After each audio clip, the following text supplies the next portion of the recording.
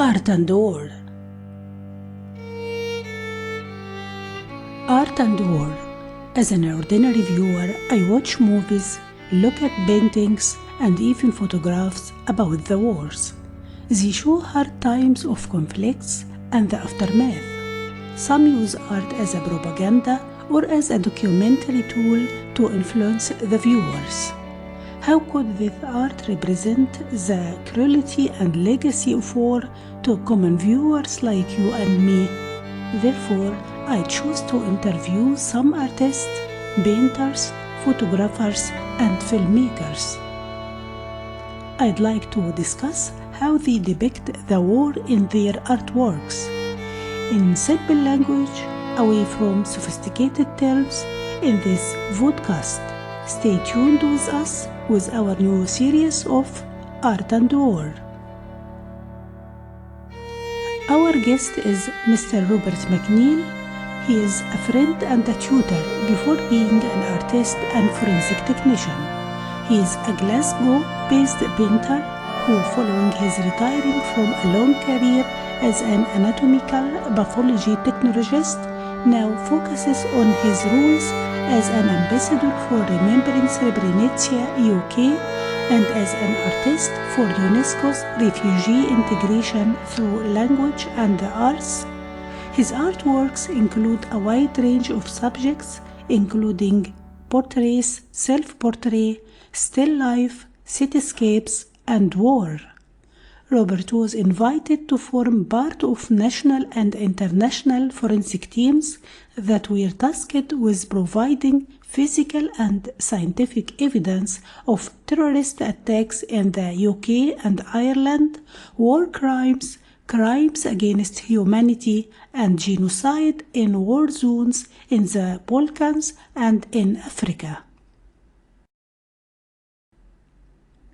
He also assisted in the identification of British and Australian soldiers killed in France during World War I and victims of the 2004 Southeast Asia tsunami in Thailand. Prior to 1996, he worked for 30 years as an anatomical pathology technologist and Glasgow National Health System's Mortuary Operations Manager. He is a past chair of the Association of Anatomical Pathology Technologists. He was awarded an MBE, Member of British Empire, for services to pathology in 1999. He retired in 2009. Welcome, sir. It's a great honor to interview you in our podcast. Thank you, Eman, for that introduction. First, what is an art? Could you please give us a simple definition of art? I suppose art is the expression of ideas and emotions through a physical medium like painting, sculpture, film, dance, writing, or photography, or theatre. And so it's also very useful for teaching and for recording history. So, but it can be used for pleasure, simply for people to enjoy art in any form that they feel appropriate.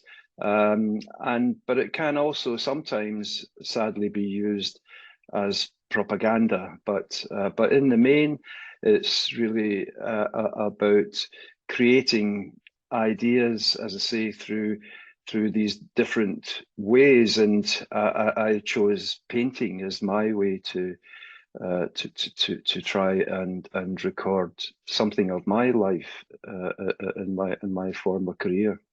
So art is an interpretation of what we see and what we feel. Generally, we define art as a mirror of our society, experience, and thoughts. Your journey is a long one from forensic work to painting. You also volunteered in many activities. Could you tell us about this long journey, please? Yes, well, when I retired from my forensic career in 2009, I looked for a hobby to pass the time, and I've always loved looking at paintings in museums and galleries, and so my wife Kathy bought me an easel as a retirement present. So I decided to teach myself how to paint, and I had never. When I started painting, I assumed that no one would be interested in them. And really just for pleasure for myself. However, I started to paint images from my former career, and my wife showed one or two of those paintings to a local art gallery, and they surprised me by saying that these paintings should be seen by the public, and that started me on this long journey of expression through my paintings that seems to help understand what happened in particular during the Bosnian War. So, from homicide and suicide towards genocide.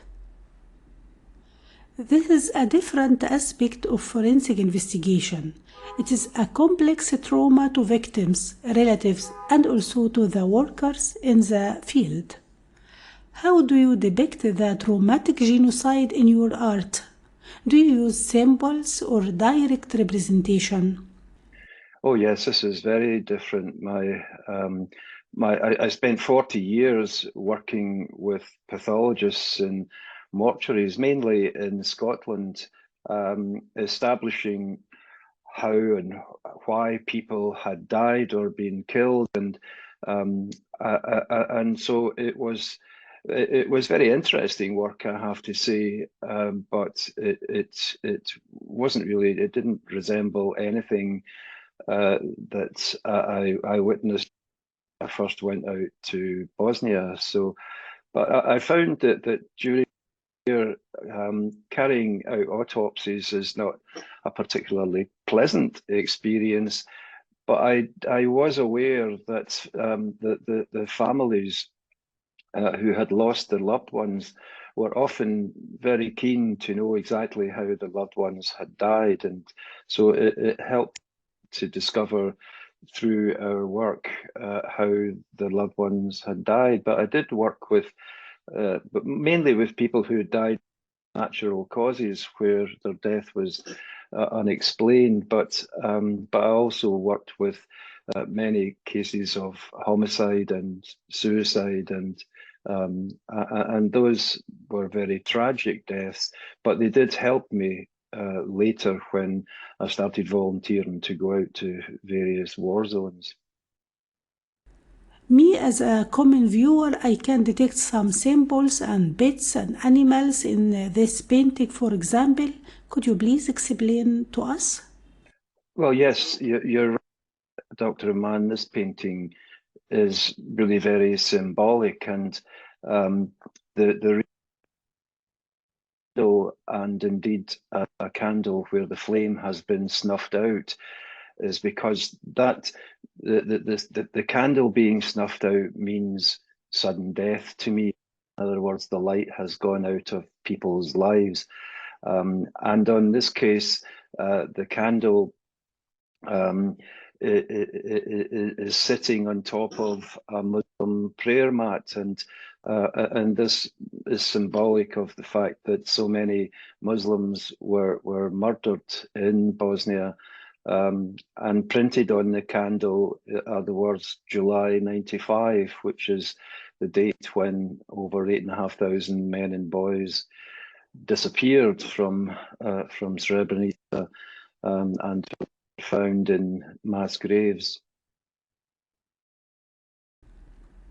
You choose a green color for this rug. Does it represent something? Yeah. Yes, that's the I've included a Srebrenica on the prayer mat, and it's not too clear, but there are 11 petals to this flower that symbolize the date of when the men and boys disappeared from Srebrenica, and the green in the center represents peace and justice, or peace through justice, and that's what that means. And there is a Celtic knot sewn onto the prayer mat, and this is simply something that's very common in Scotland, because I'm from Scotland and I wanted to show some solidarity behind the Muslims, not just in Scotland, but certainly in Bosnia as well. The trauma of war is not only collective trauma to relatives and families. It also a trauma or individual trauma to workers in the field of investigation, documentation, and photography. Is the impact of trauma different between families and victims and your teams? Yes, I think it is different, because the job of the journalists and photographers and investigators is to record events as and when they happen. And they experience trauma mainly because of what they see happening or has happened to others, but not necessarily to themselves. And the trauma and loss experienced by those more directly involved, such as relatives, is a result of what actually happened to them and their loved ones. And people whose job it is to report on wars, they do so, and some of them are very brave people who have experienced or witnessed sites that are extremely traumatic to them. But at the end of their deployment, they return home to their families and their loved ones, and take up their own reality, which is not the reality of the victims who have suffered and may continue to suffer for many, many years, the loss of their loved ones. And this can go on not just for them, but for the generation to follow, who have to have to live with what their parents or their grandparents experienced. And so I think there is certainly trauma involved to those reporting on such terrible events and atrocities, but my sympathies lie mainly with the bereaved and those who lost their lives. The victims try to do some activities to get rid of their sadness due to loss and bereavement. The government and some non-governmental organizations try to help them. Could drawing and painting enable them to deal with this trauma?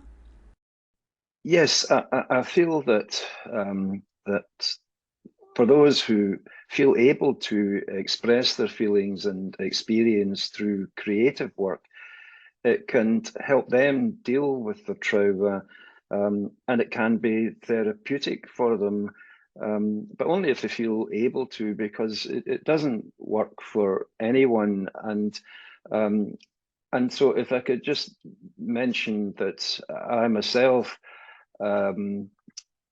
experienced symptoms of post-traumatic stress disorder virtually on the day that when I retired. It had never bothered me before, and I found that it helped me a lot by creating art from some of the images that came to me during the night in my sleep. I experienced some quite graphic nightmares of some of the sights that I've seen.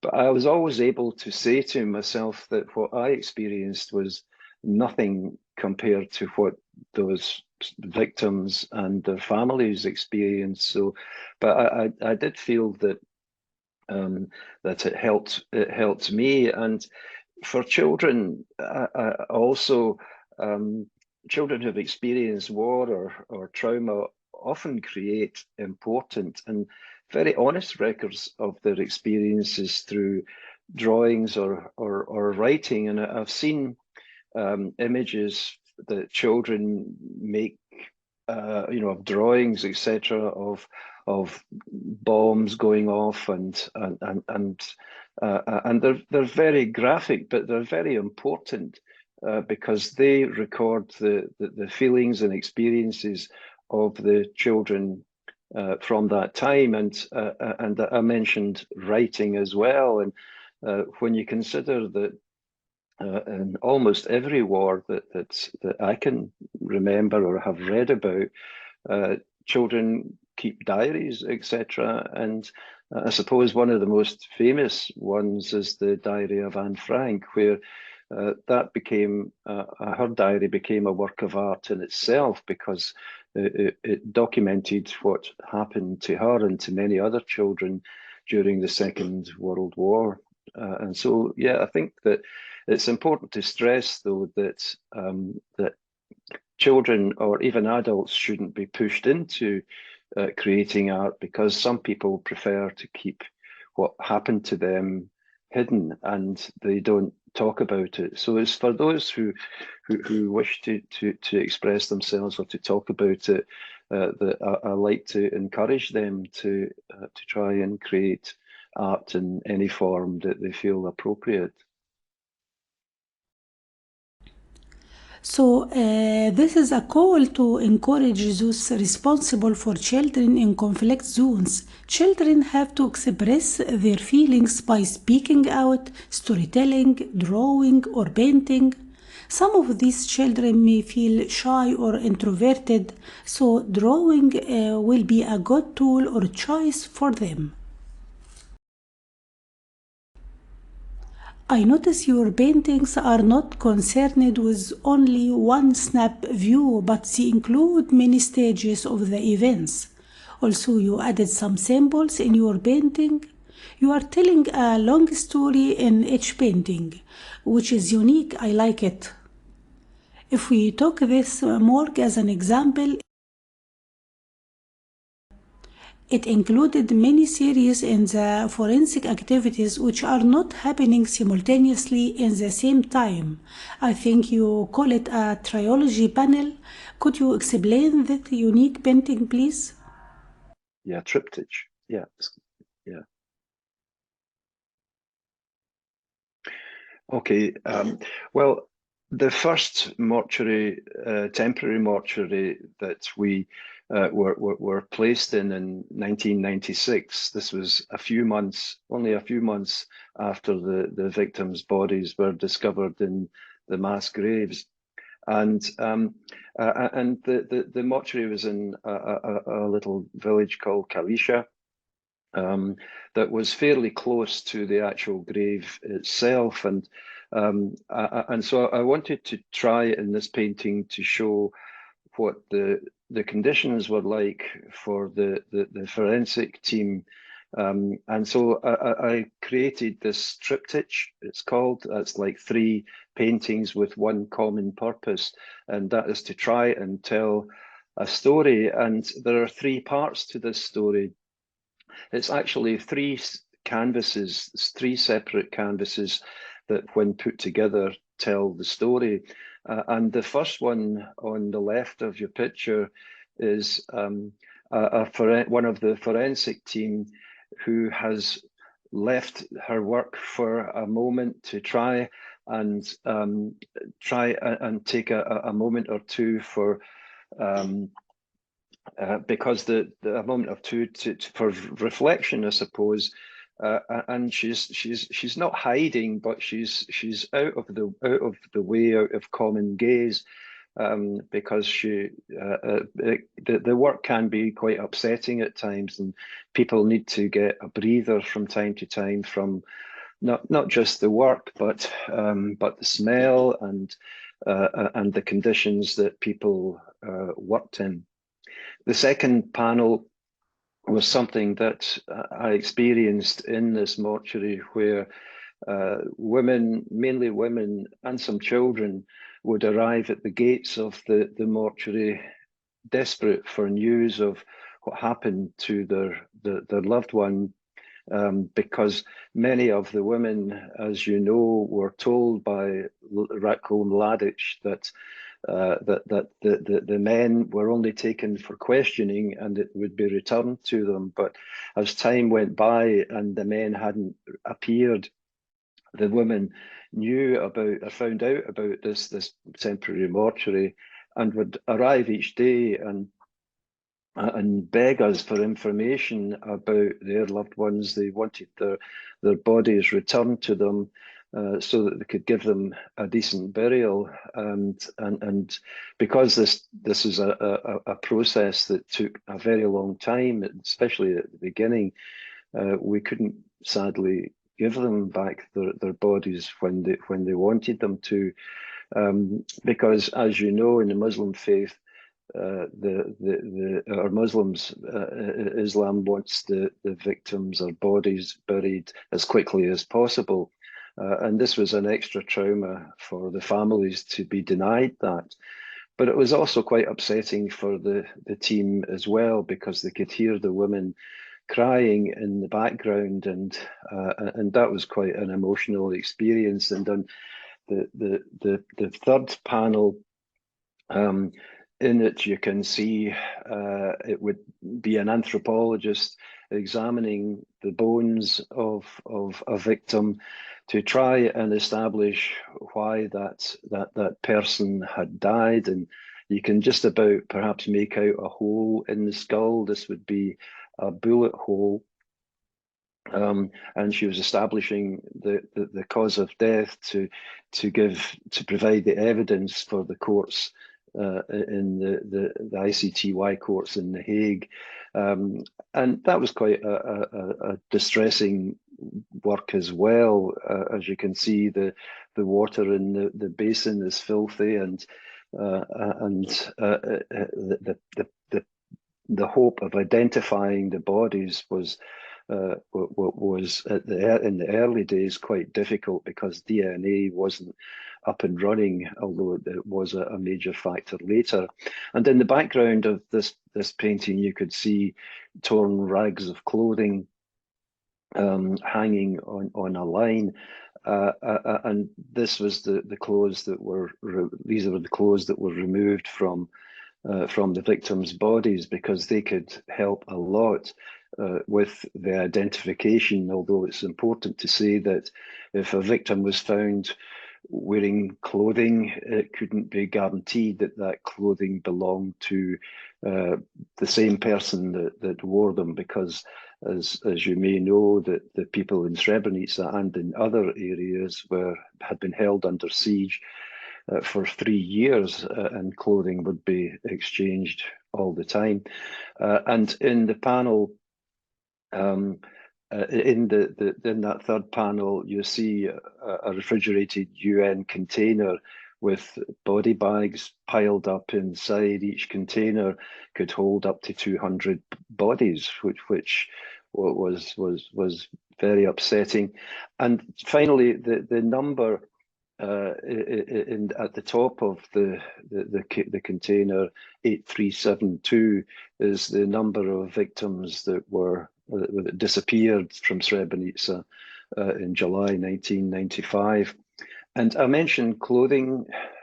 Eman, you'll see on those other two smaller panels, you'll see on the left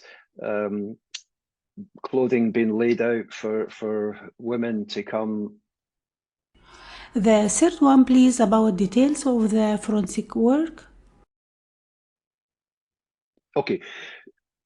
Yes, women would come to the mortuary to look at clothing. As time went by, it was impossible for them to be able to identify bodies, and so clothing was a very useful tool. And the painting on the right, you can see a jumper hanging up on a hanging, and that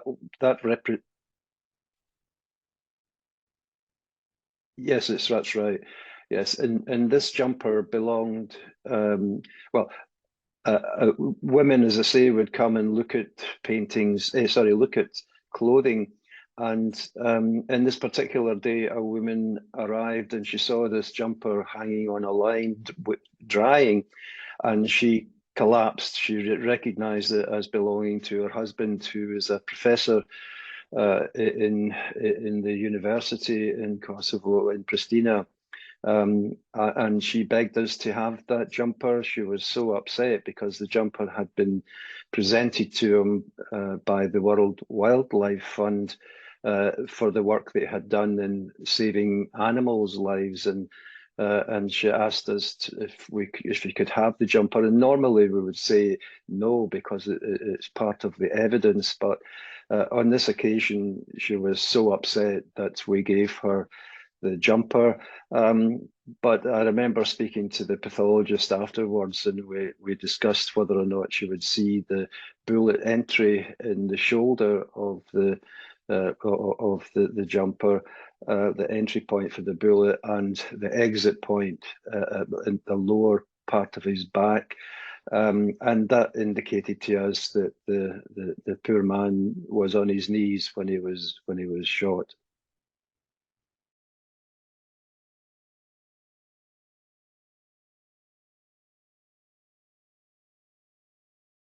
It is a unique, meticulous work of teams of forensic and photography. Each step and artifact is accurately photographed and labeled. I should thank you and all teams for this work.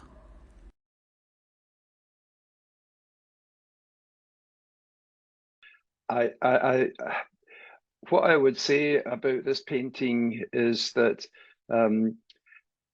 sometimes women were invited to the mortuary to look at clothing, because by 1998, the women, some of the women were desperate to find out if their men were dead, and so we would invite them into the mortuary where we would lay clothing out that we had removed from the victims' bodies. And these were very emotional times, because the women came to the mortuaries hoping that they wouldn't be able to identify clothing, in the hope that their men would still be alive. But sadly, when they were invited, all of them would enter the room.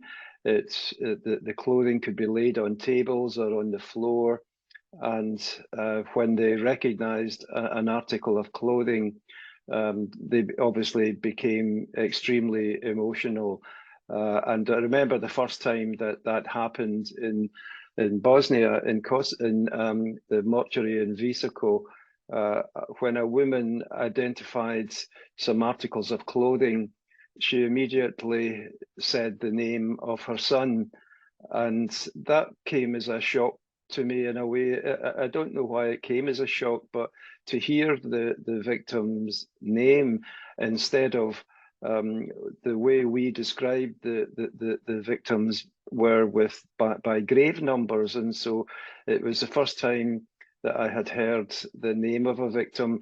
And that meant so much to me, because it put a character on the victim. But of course, the woman, the mother, was she couldn't be consoled, and she was escorted out of the mortuary. But at least she felt, she knew that her son was probably dead. But of course, that then would mean more pressure on the team to try and identify the victims' bodies, so that the family could take them away and bury them in a respectful way. So there were very emotional days for the team, as well as obviously for the families. And these days occurred both in Bosnia and in Kosovo, where I talked about another one of the paintings earlier. I think she collapsed as they faced the truth. Before, she hoped her husband may be alive. However, she realized face to face he is dead by seeing his jumper. Okay, right.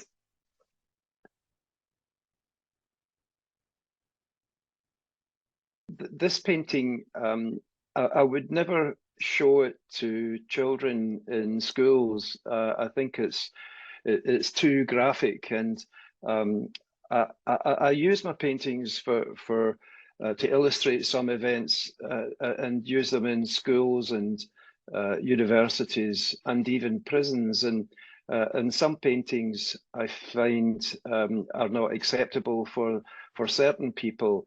For example, sexual violence. Although I have made one painting indicating sexual violence, it's a very sensitive subject, and teachers don't like me to talk about that in front of children, obviously, and nor do the authorities want me to talk to prisoners about them.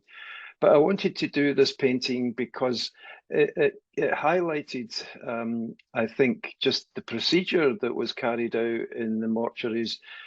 By this time, the bodies were almost bones, all bones, but there was still soft tissue on them, and it was quite a gruesome job to try and carry out the autopsies on them.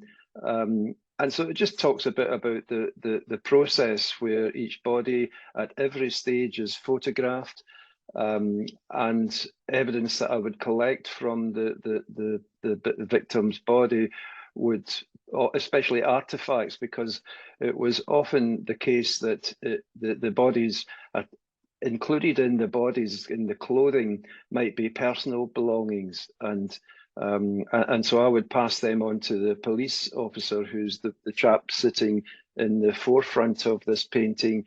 And the very first item that I discovered on my first autopsy, at my first autopsy, was in the shoe of one of the victims. He still was wearing his shoes, and in the insole of the shoe was a crumpled up piece of paper that turned out to be a photograph of the presumably the victim's mother, perhaps his grandmother, and two of his children, and evidence like that was very important to help with the identification of the victims, because they could show backgrounds where they may have lived.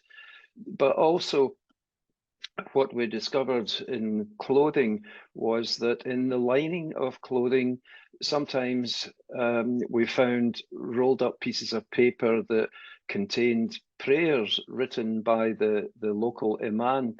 And the women would sew these prayers into the men's jackets, because almost everything was taken from them when they were captured by the Serbs. And those prayers turned out to be vital, because often the name of the Iman would be on it, as well as the name of the victim, and where they came from, the village that they came from. So all of these were important pieces of evidence that would go to The Hague to be used for the prosecution of the perpetrators. It is a unique, meticulous work of teams of forensic and photography. Each step and artifact is accurately photographed and labeled. I should thank you and all teams for this work. Yes. No, that's okay, Eman. But I think it's important also to mention, you say that the work was very meticulous, and that is true, because pathologists in particular have to be extremely meticulous when they carry out autopsies like this, because they know that the cases will end up in court, and they will be tested by the defense lawyers. So each post-mortem, it could take half a day, sometimes longer, to carry out each autopsy. And it became under great pressure, because that meant that the bodies were piling into the mortuary. There was great pressure for us to do the work more quickly. But especially in the early days, when the teams were quite small. However, we learned such a lot from that first experience, and developed protocols that made the work a bit more smooth, but we also increased the times. Sometimes by 4 times the number and able to try and carry out the work just as meticulously, but be able to get through the work a bit more quickly.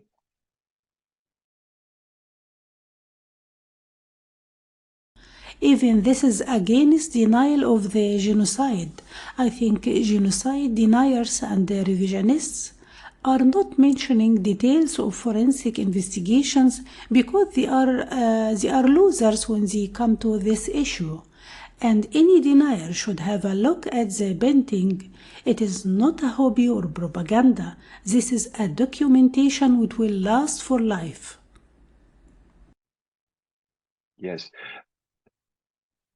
Yes, that's a very important point you make, Dr. Eman, because one of the reasons that I show these paintings and talk about them is because of genocide denial, and people don't understand how much forensic work was carried out there, and you know there were experts from 32 countries around the world, including 1 or 2 from Serbia, who carried out this work.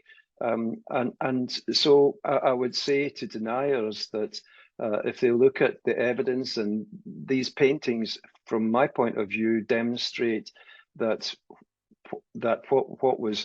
what happened did in fact happen, and that there is plenty of evidence to prove it. And these paintings help illustrate what happened. So I think that genocide denial is a very tragic situation for the families, because it's as if they're going through their trauma all over again. And it's so hurtful to them to hear people saying that it didn't happen. And that's so, I think that part of the job is important, and why I continue to try and help people remember what happened, and to help give some closure to families who are still suffering, because don't forget there are still many missing bodies where families still haven't been able to bury their loved ones.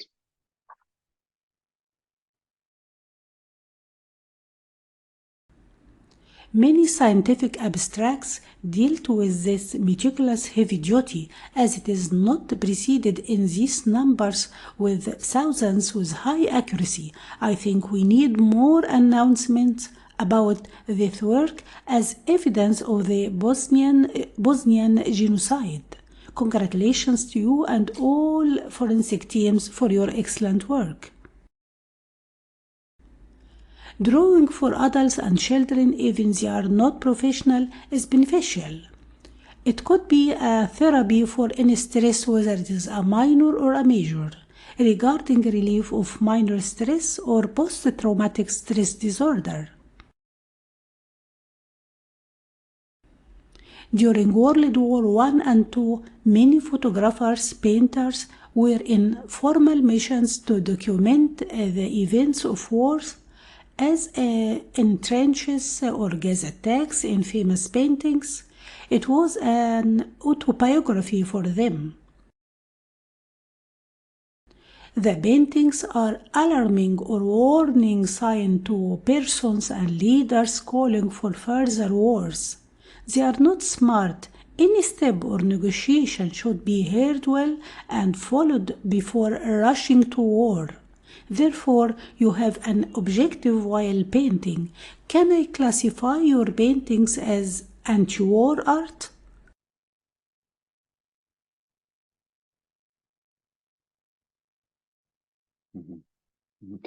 Yeah, well, I think reporting on wars, whether through painting, photography, or writing, create a historical record of what actually happened in wars in the past. Before photography was invented, of course, paintings were the only way to record events. And although in some cases those paintings sadly often glorified wars, thankfully we've moved away from that. And you asked the question: is it a warning? Are these paintings a warning against further wars? Well, anything that can be done to warn against war and help educate and remember must be a positive thing, I believe. And certainly, there are many, many examples of war art going back in history. Some very famous painters would create paintings who have perhaps and photographers who witnessed events like that, and those images are vital in terms of writing history, reporting on these events, and so in a small way I try to do that myself by talking to school children, and students, and as I mentioned, prisoners as well, because we have to continue. I believe people who report on wars shouldn't give up. They should continue for as often as possible that they can and are able to, because what they do, I think, is an important record. And it's important that these paintings generate discussion, I think, and I find that quite rewarding. I'll give you an example, Eman, where I went into a school and the teacher had given a different picture of the war in Bosnia. Some of the paintings, a picture of the paintings that I had done. And she split the group, the pupils into 4, and gave each of them a painting. And the groups would talk about them. I would go around the class and answer questions about them. And then at the end of the teaching session, the children were asked to stand up and describe their paintings. And the teacher was so clever, because the way that she had organized it, the pupils actually reported on the Bosnian War almost from start to finish. And so they had a very well-rounded understanding of what happened by simply piecing the photographs together. And that's what forensic people do to a certain extent as well, because when they recover bodies and they take into account all the scraps of belongings, evidence, etc., they create a picture or a timeline of the victim's life, and that is very helpful. It's helpful in a forensic way, but also it helps from a historical point of view to be able to accurately piece together the remnants of the victim's life, and I think that helps the families as well, because when they know that that's what's being done, they're very grateful. I must say that forensic people, when they do their work, many of them never talk about it, because part of the reason for that is that that we are trained into not speaking about our about our forensic work, because it could compromise a trial. So they tend not to speak about it. I chose, after many years, to talk about it. But what we discovered in Bosnia, certainly, was that we carried out the work. The only time we came across relatives was when they came, as I explained, to the mortuaries to identify clothing. However, when I started supporting Remembering Srebrenica, I was invited to return to Bosnia. And in one case, I took a group of forensic experts that I had worked with out there, and we were able to speak to the families of the victims in many cases. And we all found this a very humbling experience.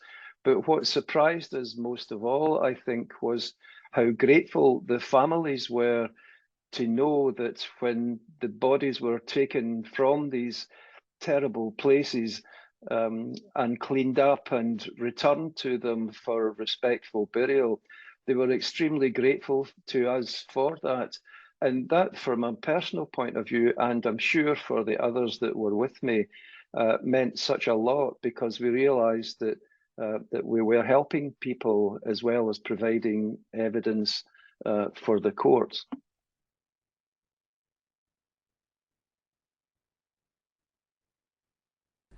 Can we go to the men of Srebrenica, please? You made many paintings about stories of victims of Srebrenica. One of them is this marvelous painting.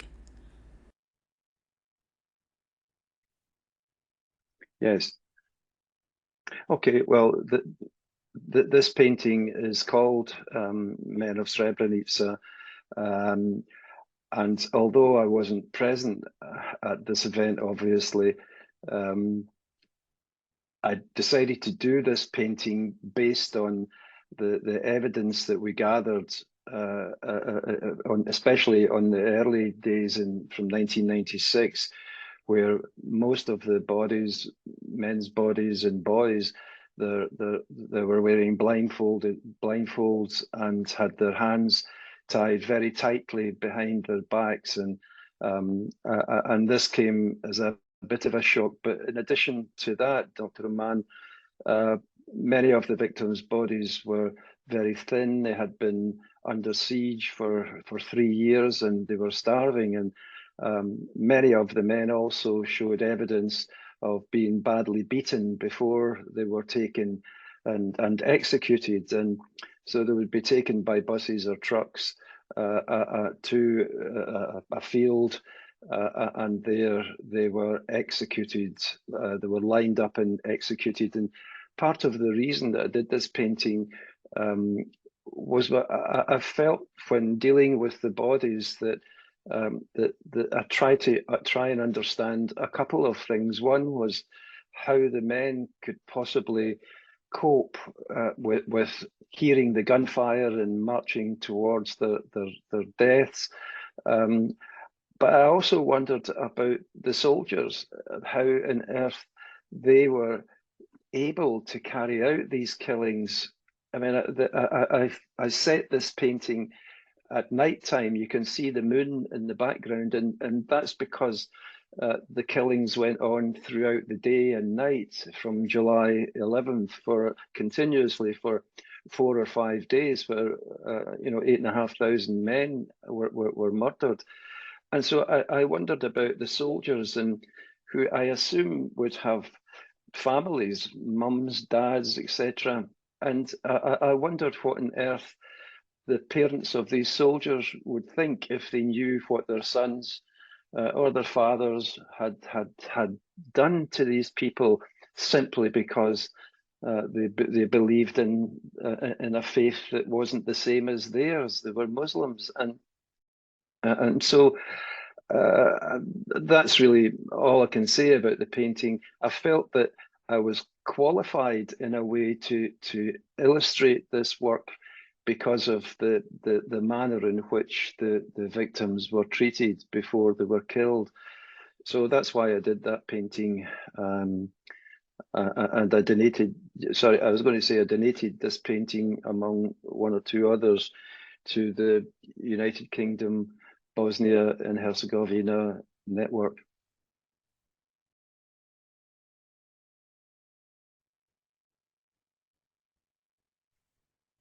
Yes, the one on the right was, that photo was taken at a Remembering Srebrenica memorial event last year in the Houses of Parliament, and I felt quite honoured to have that painting in front of, seen by all of the politicians that came to the memorial event, and I was able to chat to those politicians about the war and why I did these paintings. And so, and it's just another way of trying to help people understand what happened and to remember.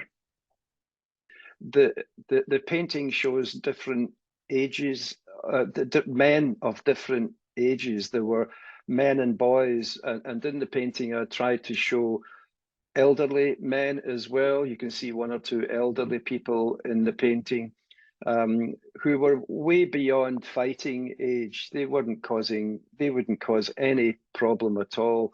And some of them, one or two of them, had artificial limbs, for example, and so it was the cruelty that was carried out against them was terrible.